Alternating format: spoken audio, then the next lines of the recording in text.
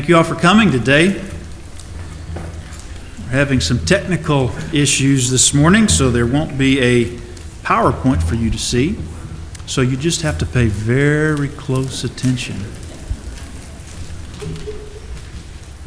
Over the course of this year, we've been talking about the theme of striving for greater faithfulness. And believe it or not, this is the last sermon you're going to hear in that series because we have come to the end of the year. Now, I'll give you a test. Do you remember each of the sermons that I've preached on the theme over the course of the year? Well, if you have your bulletin, I've put the list.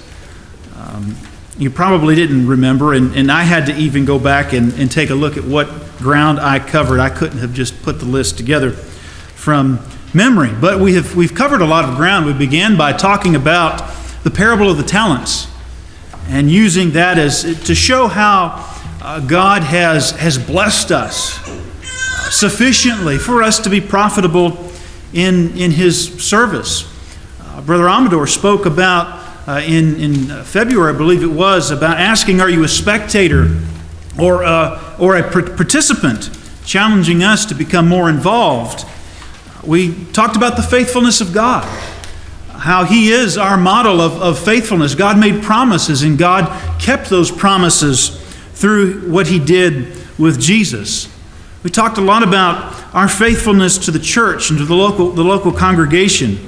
Our commitment and faithfulness to the gospel, how the gospel is supposed to be put to use, into practice, into our lives. Being faithful is about being committed to good works. We're to grow in our commitment of service. Being faithful can be challenging at times. There are a lot of things that can get in our way. Life can become difficult, yet we have provisions to boost our commitment, to give us encouragement along the way. Faithfulness is very much about the effort that we make after we obey the gospel. We considered a lesson about after we believe, what is supposed to be involved with our life. And last month we talked about faithful families and the effort that we should be striving to put the gospel to use in the dynamic of our families. Of course, sermons alone, they don't affect change in our lives. We can listen intently, but by themselves they accomplish nothing. The only good that comes from a sermon is when those truths, those principles are put into practice, when we use them in our lives. And so as we come to the end of a year, when we tend to look back, we would be wise to think about our commitment. The extent of our faithfulness, has it grown? Have we put these principles to use in our lives? Have we challenged ourselves in some way to grow into our commitment to Christ and to one another?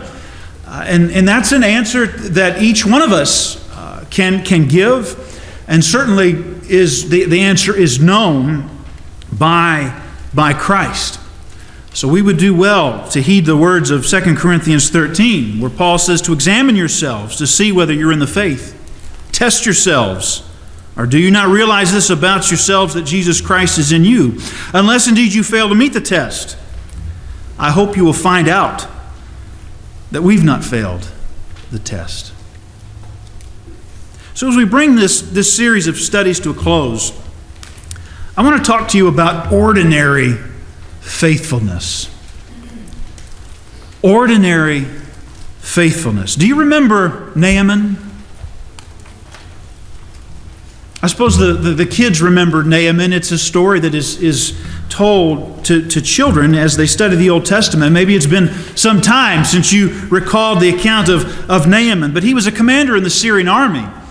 And as strong and powerful as he was a leper, which of course was a dreaded disease in the ancient world, as it slowly ate away at one's flesh until eventually bringing death. It was a disease that would marginalize someone as they were highly contagious and would have been rather off-putting to see.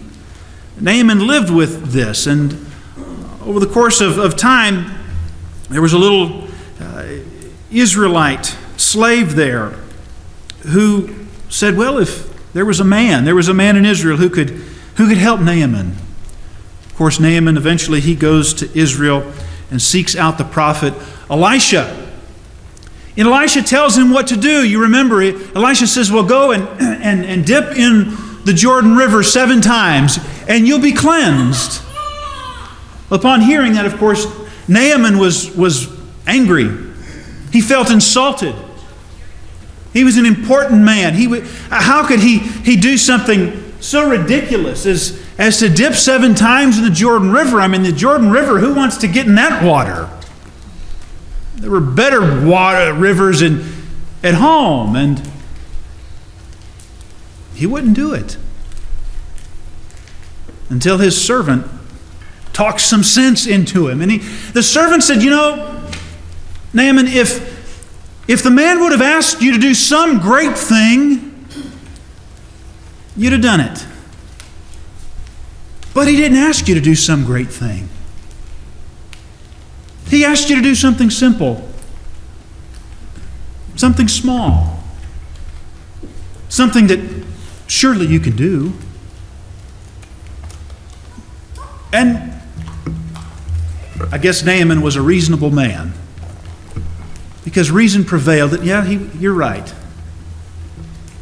I wasn't asked to do some great thing. I was asked to do something simple, something small.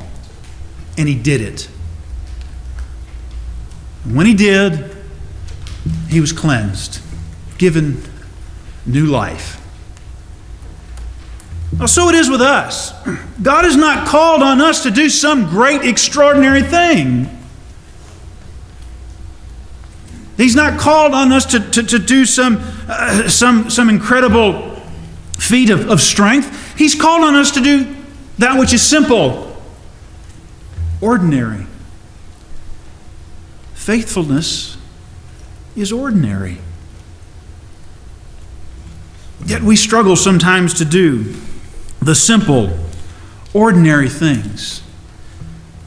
First of all, the interesting thing about ordinary faithfulness is that as far as God is concerned, ordinary is extraordinary. And what you see time and again throughout the Scriptures is God uses the ordinary to do something extraordinary. That's what he did with Naaman.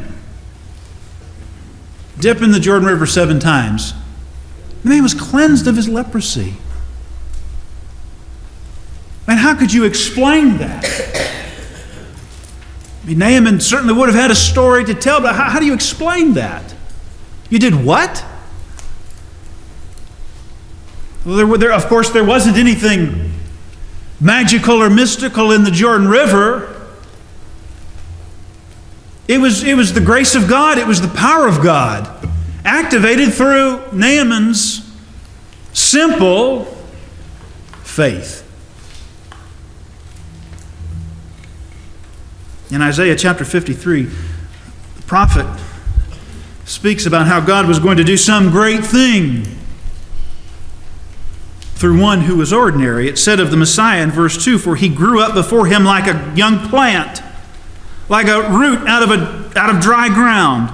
He had no form of majesty that we should look at him, and no beauty that we should desire him." Jesus was ordinary. Came out of an all but forgotten backwater place, from an all but forgotten royal family, like a shoot out of dry ground. He looked like, just your average person. But God did some extraordinary things through him, didn't he? In 1 Corinthians chapter 1, in verses 26 through 29, Paul says, "For consider your calling. Consider your calling. Faithfulness and commitment is about the response to our calling. God has called us through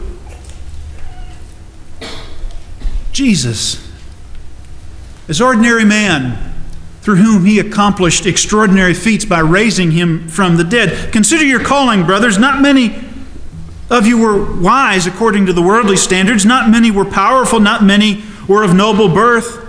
But God chose what is foolish in the world to shame the wise. God chose what is weak in the world to shame the strong. God chose what is low and despised in the world, even things that are not, to bring to nothing things that are, so that no human being might boast in the presence of God. God calls simple, common, ordinary people to do His work. The Creator of the universe calls ordinary people to do His work. That's shocking, it's surprising, it's unexpected. As far as He's concerned, the ordinary is extraordinary. Building on that thought, secondly, what you and I need to realize as Christians who are aspiring for faithfulness, for greater faithfulness, is that small things matter too. Small things. The small things. The small things that we do in our average, ordinary, day-to-day life, those small things matter. In 1 Corinthians chapter 12 and verse 22, where Paul is writing about how we're members of the body, he's using that illustration there. He says in verse 22 that the parts of the body that seem to be weaker are indispensable.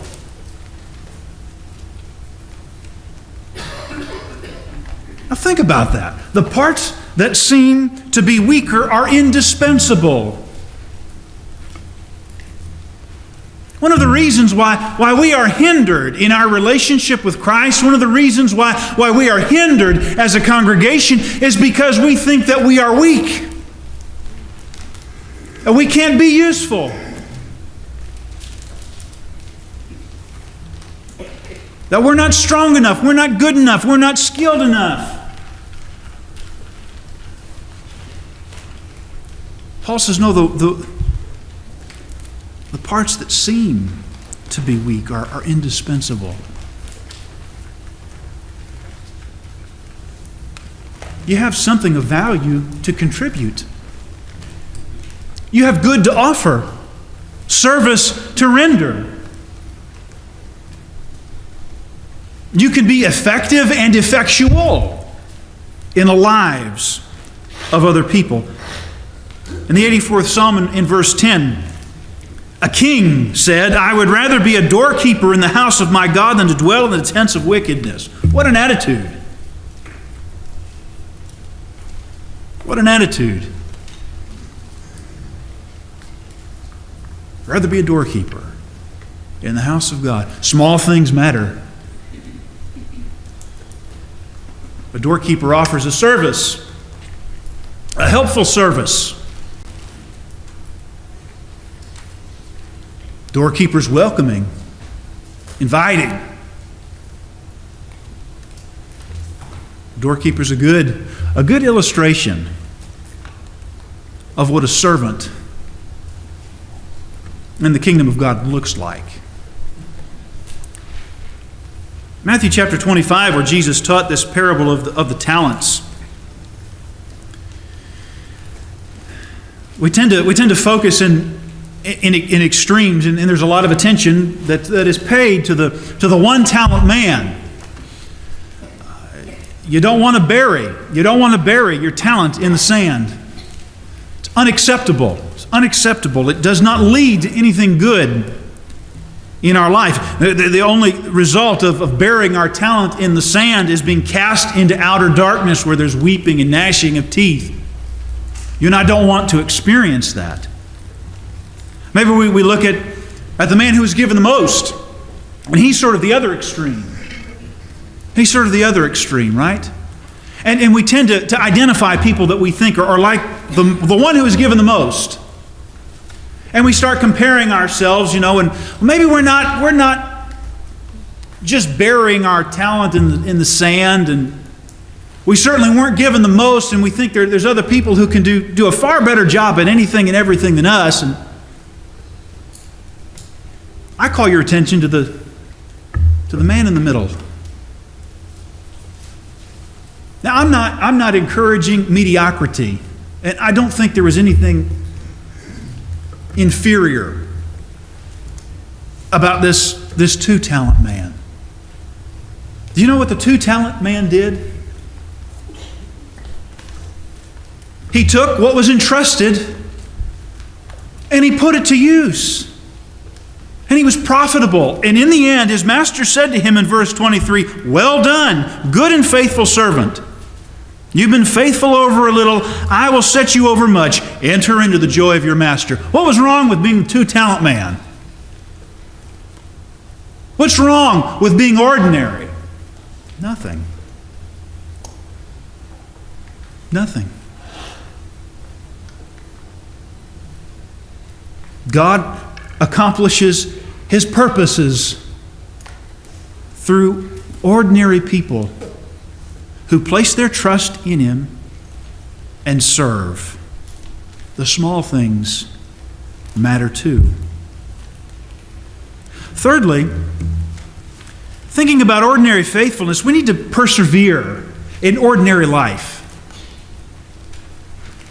We have to persevere in ordinary life, day-to-day life, our daily routine, the grind that often we just thoughtlessly go through, right? I said last Sunday that most people are just trying to get through the day. Just trying to get through the day, and they don't have time for high-minded thought like eternal life. That's a shame. That's got to change. Ordinary life has a way of wearing us down. It has a way of wearing us down. But if we're going to aspire to greater faithfulness, then ordinary life matters. It matters how you go through your day. In Acts chapter 9, there's a sad scene that's described. You remember this woman named Tabitha? She died. She had died, and she's there, and people are weeping over her. We're told what her name was. As far as her life is concerned, we're simply told in verse 36, she was full of good works and acts of charity. I ask you again, what's wrong with that? She was just ordinary. What's wrong with that?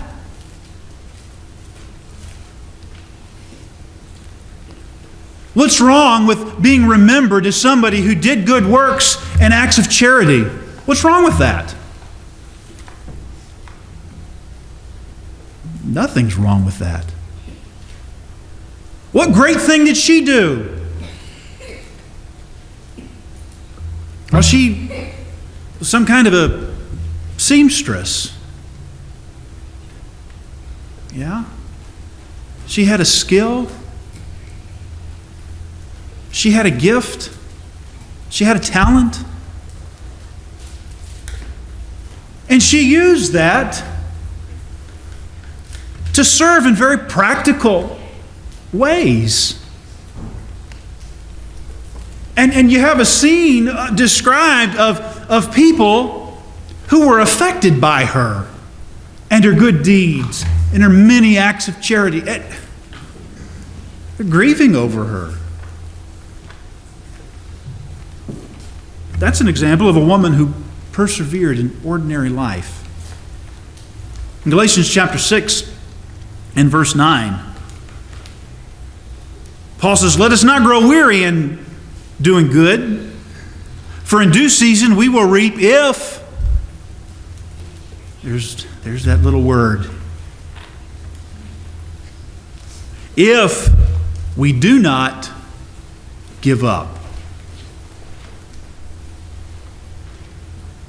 Yeah, you got to persevere in ordinary life. It can wear you down.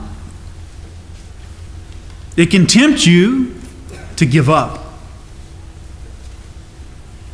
To deceive you into thinking that you don't matter.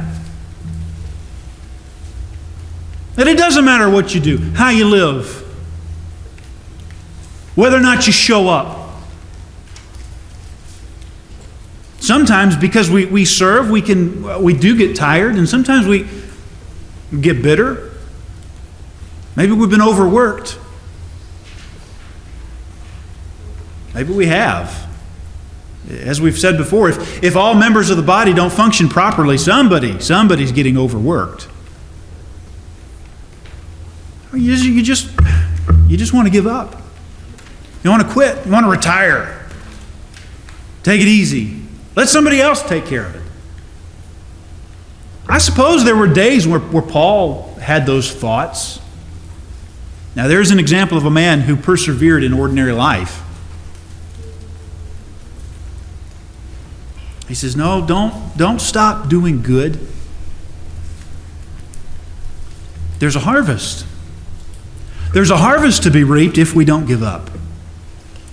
If we just keep serving, that's what our purpose is. So lastly this morning, what are some examples of ordinary faithfulness? Ordinary faithfulness, what can you do? If you develop this heart of a servant, what can you do? Well, in thinking about this series, this theme over the course of the year, I would begin by telling you that you have to challenge yourself to serve. When's the last time you challenged yourself? Challenge yourself to do something maybe you hadn't done before or hadn't done in a while. You got to challenge yourself, to put yourself out there. You got to challenge yourself to serve. The one-talent man, he didn't challenge himself. He let fear overcome him, and it cost him everything. Don't want to be like that. You got to challenge yourself to serve. Well, what else can you do? You can bring your kids to church. That can be challenging. That can be challenging. All of the mothers who started getting their kids ready to bring them to church last night, wrangle them this morning. I mean, you're not just serving your children when you're doing that. You're serving Christ. Sometimes, as parents, we lose sight of that because of the wrangling, the difficulty of it. That's important. It's important to be consistent in bringing your kids to church. Oh, when did Mom and Dad, when did they take us to church? Well, about every other month. If we didn't have anything going on that Sunday,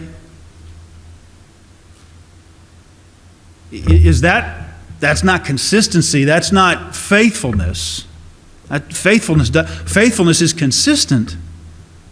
Faithfulness is sacrificial. Faithfulness this is important. This is a priority. This is more important than other things, other activities. It's more important than Boy Scouts. It's more important than the baseball team. It's more important than your schoolwork. This is a priority. Because again, if the parable of the talents teaches us anything, it teaches us that if we are unprofitable, then we have wasted our life. Bring your kids to church.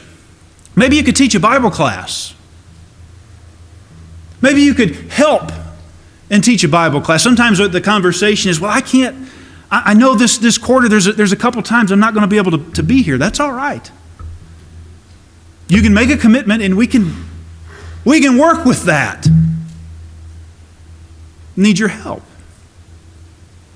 Could you make a new friend? Could you make a new friend in the church? I know we all kind of have our... when you make a new friend, what happens? That's a new relationship. That's a bond. That's how a church becomes stronger collectively. Maybe that is challenging for you. To make a new friend? Could you give financially? We say very little about giving financially in the church. Paul would mention it several times in his letters. That's a very practical, very helpful thing to do. If you're blessed financially, can you give financially? To the church, to a member of the church who's in need. It takes a certain kind of mind, a certain kind of heart to do that. If you're in the position to give, then give liberally, give cheerfully. Make that your ministry. That's Romans 12. Could you be hospitable? Could you be hospitable? Could you take a meal to someone? I mean, these are the kinds of opportunities to serve that are constantly present in this church. Constantly present. And if you want to get involved, if you want to strive for greater faithfulness in your life, the opportunity's yours. It's right there for you.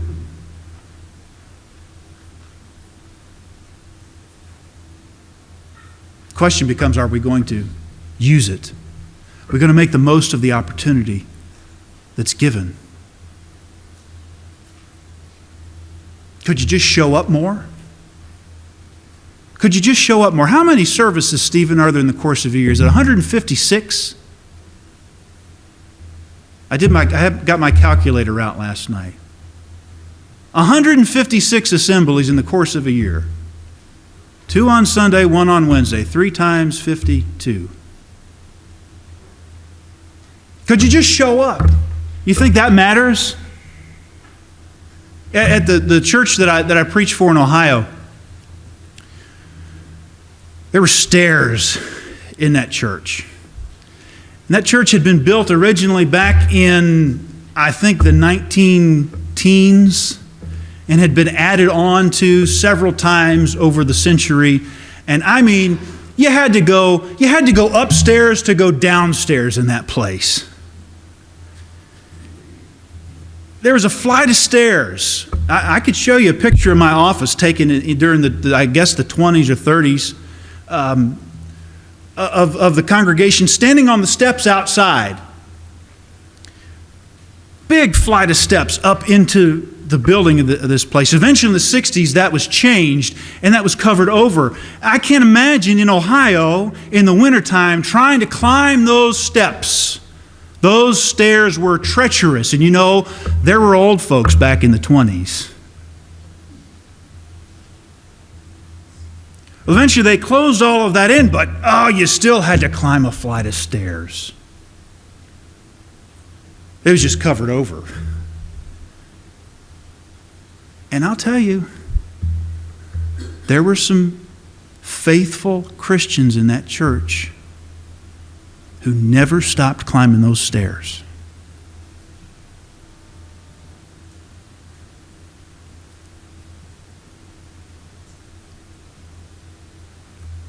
That leaves an impression. I don't have any steps here, which I like.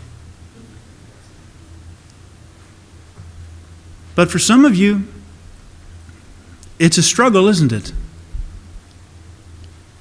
But you're here. You show up faithfully. And you're to be commended for that. If all you can do is show up, keep showing up. Don't ever stop climbing the stairs. Yeah, there's a lot. There's a lot that you can do to aspire to greater faithfulness. Perhaps with some thought you could add to the list. And in making the list, as I said earlier, sermons alone don't change a thing. If you and I want any change to take place in our lives, then we have to put truth into action, to do something. So I hope that you will. I hope you'll take some time to think about what's gone on in your life and your faith over the course of this past year, and start making some plans about your future. There's someone here this morning who'd like to obey the gospel. That's the first steps in aspiring to faithfulness, obeying the gospel. You have an opportunity to do that. If we can help you be saved today, please come forward right now as together we stand and sing.